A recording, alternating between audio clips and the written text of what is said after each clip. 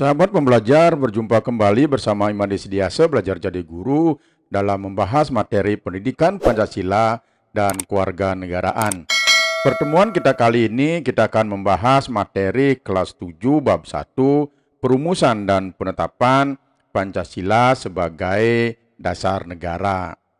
Ada 3 sub pokok bahasan dalam bab 1 ini, yaitu sub pokok bahasan A, perumusan Pancasila sebagai dasar negara, sub pokok bahasan B, penetapan Pancasila sebagai dasar negara, dan sub pokok bahasan C, semangat pendiri negara dalam merumuskan dan menetapkan Pancasila. Pancasila sebagai dasar negara merupakan hasil perjuangan para founding fathers kita. Beliau-beliau inilah yang berjuang untuk mendirikan bangsa dan negara. Jasa-jasa beliau ini seharusnya kita kenang dan ingat, seperti yang diucapkan oleh Bapak Proklamator kita, yaitu Insinyur Soekarno, jangan sekali-kali melupakan sejarah atau yang sering disebut dengan jas merah. Nah, pada bab ini kita akan mempelajari sejarah dan nilai bagaimana perumusan dan penerapan Pancasila sebagai dasar negara. Selain itu juga kita akan mempelajari bagaimana Pancasila harus dihayati oleh bangsa Indonesia di tengah-tengah kehidupan bangsa yang beragam ini agar tercipta keharmonisan. Nah, setelah proses pembelajaran ini diharapkan kita mampu mensyukuri dan menghargai proses perumusan dan penetapan Pancasila. Baik, sahabat pembelajar, kita mulai dari sub pokok bahasan A, perumusan Pancasila sebagai dasar negara. Yang pertama kita bicarakan tentang pembentukan BPUPKI. Bangsa Indonesia mengalami sejarah yang begitu panjang dalam melawan penjajah. Kita pernah mengalami penderitaan dijajah oleh Belanda dan dengan kekalahan Belanda oleh Jepang di Asia Timur Raya menyebabkan bangsa Indonesia dijajah oleh Jepang. Sehingga seperti pepatah, lepas dari mulut harimau masuk ke mulut buaya. Nah, penderitaan bangsa Indonesia akibat pelaksanaan kebijakan dari tentara Jepang terhadap bangsa Indonesia ini seperti pelaksanaan kerja paksa atau romusa, di mana laki-laki Indonesia banyak yang dikirim ke Myanmar atau dulu namanya Burma untuk melaksanakan pekerjaan pembangunan dan pekerjaan berat dengan kondisi yang sangat-sangat buruk. Akhirnya ribuan orang Indonesia meninggal bahkan hilang pada saat kejadian itu. Kemudian ada pemaksaan pengambilan hak milik rakyat Indonesia mulai dari makanan, pakaian, berbagai keperluan hidup secara paksa tanpa memberikan ganti rugi. Kemudian ada perbudakan. Para perempuan-perempuan Indonesia banyak dipekerjakan secara paksa oleh tentara Jepang. Selain itu juga banyak menahan dan memperlakukan warga sipil di kem-kem tahanan dalam kondisi yang sangat-sangat buruk. Nah, Jepang menguasai wilayah Indonesia setelah Belanda ini menyerah di Kalijati, Subang, Jawa Barat tanggal 8 Maret 1942. Nah, awalnya kedatangan Jepang ini begitu dielu-elukan oleh bangsa Indonesia karena Jepang menyatakan diri sebagai pelindung Asia. Jepang sebagai pemimpin Asia atau Jepang sebagai cahaya Asia. Tujuannya tidak lain adalah untuk menarik simpati bangsa Indonesia. Namun kenyataannya yang namanya penjajah, tentu Jepang tidak berbeda dengan Belanda yang ingin meneruskan penjajahan di Indonesia. Oleh karena demikian, maka untungnya Jepang menguasai Indonesia tidak begitu lama karena sekutu akhirnya dapat melakukan serangan balasan sehingga satu persatu wilayah yang dikuasai Jepang kembali ke tangan sekutu. Nah, melihat peristiwa ini akhirnya pada tanggal 1 Maret 45, Jepang berjanji akan membentuk BPUPKI atau Badan Badan Penyelidik Usaha-Usaha Persiapan Kemerdekaan Indonesia. Nah, janji Jepang ini baru terrealisasi pada tanggal 29 April 1945. Jadi BPUPKI ini terbentuk dengan diketuai oleh Rajiman Widyodiningrat dengan 2 wakil ketua, yaitu dari Jepang, yaitu Yoshio, dan dari Indonesia Suroso. BPUPKI ini mengadakan sidang sebanyak 2 kali yang secara resmi dan 1 kali tidak resmi. Sidang resmi yang pertama yang dilaksanakan tanggal 29 Mei 1945 sampai dengan 1 Juni 1945, yaitu membahas tentang dasar negara. Kemudian sidang yang kedua itu berlangsung dari tanggal 10 sampai dengan 17 Juli 1945 dengan membahas rancangan Undang-Undang Dasar. Nah, pada pelaksanaan sidang tidak resmi ini dihadiri oleh 38 orang yang berlangsung ketika masa reses pada sidang pertama dan kedua. Tujuannya adalah untuk membahas rancangan pembukaan Undang-Undang Dasar 1945 oleh anggota BPUPKI yaitu Insinyur Soekarno. Kemudian sidang BPUPKI dilaksanakan di gedung Chao Sang-in yang kini dikenal dengan gedung Pancasila. Sekarang kita bicarakan tentang perumusan dasar negara. Sidang pertama BPUPKI tanggal 29 Mei 1945 di mana Mr. Muhammad Yamin pada saat itu mengusulkan rancangan rancangan dasar negara Indonesia secara lisan. Itu ada 5 dasar bagi negara Indonesia, yaitu yang pertama itu adalah pri kebangsaan, pri kemanusiaan, pri ketuhanan, pri kerakyatan, dan keadilan sosial. Nah, setelah selesai beliau berpidato, Muhammad Yamin menyampaikan konsep mengenai dasar negara Indonesia yang merdeka secara tertulis kepada ketua sidang. Dan konsep yang disodorkan dengan isi pidato sebelumnya itu sangat berbeda. Yaitu yang pertama konsepnya itu adalah ketuhanan yang maha esa. Yang kedua, kebangsaan persatuan Indonesia. Yang ketiga, rasa kemanusiaan yang adil dan beradab. Yang keempat, kerakyatan yang dipimpin oleh hikmat kebijaksanaan dalam permusyawaratan perwakilan. Dan yang kelima, keadilan sosial bagi seluruh rakyat Indonesia. Nah, kemudian selanjutnya pada tanggal 31 Mei 1945, Supomo menyampaikan pidato beliau mengenai dasar negara. Yang pertama itu adalah persatuan, yang kedua kekeluargaan, yang ketiga keseimbangan lahir dan batin, yang keempat musyawarah, dan yang kelima keadilan rakyat.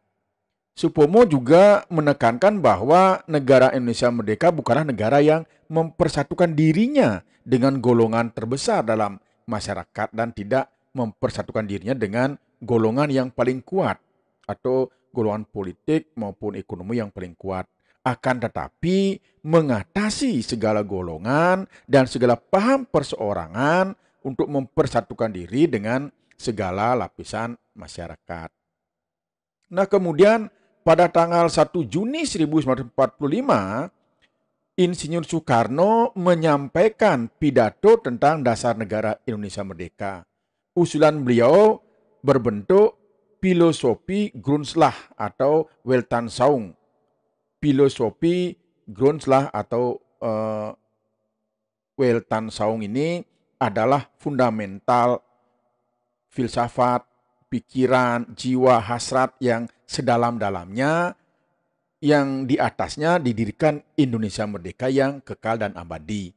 Negara Indonesia yang kekal abadi ini dasarnya adalah Pancasila, itu menurut Bung Karno. Rumusan dasar negara yang diusulkan oleh Soekarno pada waktu itu adalah kebangsaan Indonesia, internasionalisme atau pri kemanusiaan, mufakat atau demokrasi, kesejahteraan sosial, dan ketuhanan yang berkebudayaan.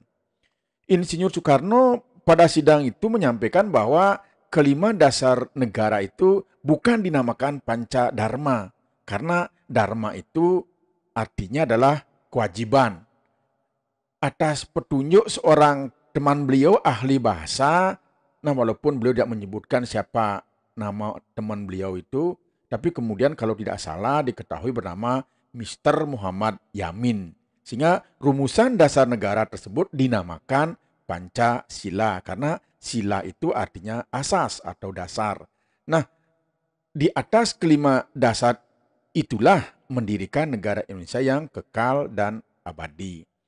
Pada akhir masa persidangan pertama, BPUPKI ini membentuk panitia kecil yang bertugas untuk mengumpulkan usulan para anggota yang akan dibahas pada sidang berikutnya. Panitia kecil ini beranggotakan 8 orang di bawah kepemimpinan Soekarno. Nah, sesudah sidang di Chow Sang-in, panitia kecil kemudian mengadakan rapat membentuk panitia kecil yang berjumlah 9 orang yang sering disebut dengan panitia 9, yaitu bertugas untuk menyelidiki usul-usul mengenai perumusan dasar negara. Nah, kemudian mengadakan rapat di rumah kediaman Bapak Soekarno di Jalan Pegangsaan Timur nomor 56 Jakarta. Pada tanggal 22 Juni 1945, Panitia 9 telah mencapai satu persetujuan atau kesepakatan dengan rancangan pembukaan hukum dasar atau Undang-Undang Dasar. Kemudian oleh Bung Karno, rancangan pembukaan hukum dasar ini diberi nama Mukadimah. Kalau Mr. Muhammad Yamin dinamakan Piagam Jakarta. Dan oleh Sukiman Wiryosanjoyo disebut Gentleman Agreement. Nah, selanjutnya naskah Mukadimah ini dibawa ke sidang kedua BPUPKI tanggal 10 sampai dengan 17 Juli 1945. Pada tanggal 14 Juli 1945, Mukadimah ini disepakati oleh BPUPKI. Isinya sama dengan pembukaan Undang-Undang Dasar 1945 yang ada saat ini, namun ada sedikit perbedaan dalam ayat keempat dari naskah Piagam Jakarta tersebut. Kalau di dalam Piagam Jakarta tersebut atau Mukadimah Piagam Jakarta tersebut, sila pertamanya itu adalah ketuhanan dengan kewajiban menjalankan syariat Islam bagi pemeluk-pemeluknya. Kemudian yang kedua sama kemanusiaan yang adil dan beradab. Yang ketiga persatuan Indonesia, kerakyatan yang dipimpin oleh hikmat kebijaksanaan dalam permusyawaratan perwakilan. Yang kelima keadilan sosial bagi seluruh rakyat Indonesia. Nah, rumusan dasar negara yang tercantum dalam Piagam Jakarta yang dalam sidang PPKI pada tanggal 18 Agustus 1945 mengalami perubahan. Rumusan dasar negara yang diubah adalah sila pertama yang semula berbunyi ketuhanan dengan kewajiban menjalankan syariat Islam bagi pemeluknya diubah menjadi ketuhanan yang Maha Esa. Jadi latar belakang perubahan sila pertama ini menurut Muhammad Atta bermula dari datangnya utusan Opsir Kaigun, yaitu Angkatan Laut Jepang. Mereka memberitahukan bahwa wakil-wakil dari agama Protestan dan Katolik dari wilayah yang dikuasai oleh Angkatan Laut Jepang merasa keberatan dengan bagian kalimat rumusan dasar negara dengan naskah Piagam Jakarta. Kalimat yang dimaksud itu adalah ketuhanan dengan kewajiban menjalankan syariat Islam bagi pemeluk-pemeluknya. Nah, terhadap keberatan tersebut, sebelum PPKI memulai sidang, Muhammad Atta melakukan lobi, yaitu ketika sore hari pada tanggal 17 Agustus 1945. Jadi Muhammad Atta melakukan lobi dengan Ki Bagus Hadikusumo yang menganggap rumusan Piagam Jakarta ini sudah final dan merupakan jalan kompromi terbaik. Namun Muhammad Hatta tidak putus asa, kemudian mendekati Kasman Singo-Dimejo yang diutus atau untuk melunakkan hati Ki Bagus Hadikusumo, karena beliau ini kan merupakan sahabat dekat dari Ki Bagus Hadikusumo. Nah, dengan demikian dari hasil lobi itu maka rumusan dasar negara yang tercantum di dalam pembukaan Undang-Undang Dasar 1945 yang ditetapkan oleh PPKI pada tanggal 18 Agustus 1945 jadi berbunyi, ketuhanan yang Maha Esa, kemanusiaan yang adil dan beradab, persatuan Indonesia, kerakyatan yang dipimpin oleh hikmat, kebijaksanaan dalam permusyawaratan perwakilan, dan yang kelima, keadilan sosial bagi seluruh rakyat Indonesia. Nah, demikian sahabat pembelajar yang bisa kita bahas pada pertemuan kita kali ini, membahas materi PPKN kelas 7 bab 1, perumusan dan penetapan Pancasila sebagai dasar negara pada sub pokok bahasan A, yaitu perumusan Pancasila sebagai dasar negara. Nah, pertemuan berikutnya nanti kita akan membahas sub pokok bahasan B tentang penetapan Pancasila sebagai dasar negara. Baiklah, sahabat pembelajar, terima kasih atas perhatiannya. Semoga ada manfaatnya.